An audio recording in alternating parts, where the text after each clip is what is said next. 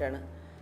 ഇതിനായിട്ട് ഞാനിവിടെ എടുത്തേക്കുന്നത് 1 കപ്പ് പച്ചരി, പിന്നെ ഒരു 1/4 കപ്പ് ഉഴുന്നും, പിന്നെ ഒരു 2 ടേബിൾ സ്പൂണ് ചോറുമാണ് എടുത്തേക്കുന്നത്. ഇത് ഒരു 2 മണിക്കൂർ കുതിർത്ത് വെക്കണം. ഉഴുന്നും പച്ചരിയും കൂടെ ഒരു 2 മണിക്കൂർ കുതിർത്ത് അതിനുശേഷം നന്നായിട്ട് കഴുകി ഊറ്റിയെടുത്തതാണിത്. ഇത് നമുക്കൊരു മിക്സിയുടെ ജാറിലേക്ക് ഇട്ട് കൊടുക്കാം. ഇനി ഇതിലേക്ക് 1 കപ്പ് വെള്ളവും കൂടെ ചേർത്തിട്ട് നന്നായിട്ട്, ഒട്ടും തരിയില്ലാണ്ട് നന്നായിട്ട് അരച്ചെടുക്കാം. ഇനി ഇതിലേക്ക് ആവശ്യത്തിന് ഉപ്പും ഒരു 1/4 ടീസ്പൂൺ ബേക്കിംഗ് സോഡ ചേർത്ത് കൊടുക്കുക.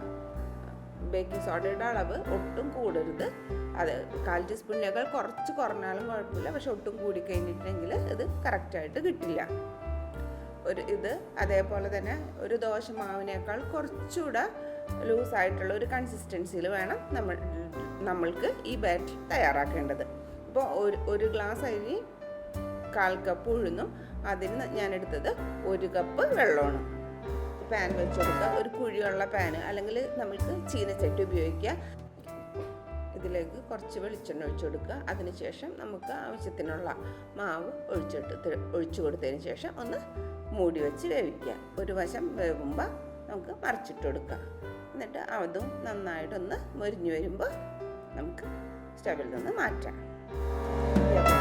നമ്മൾക്ക് മുഴുവൻ ബാറ്ററും ഇതേപോലെ നമുക്ക് ചുട്ടെടുക്കാം.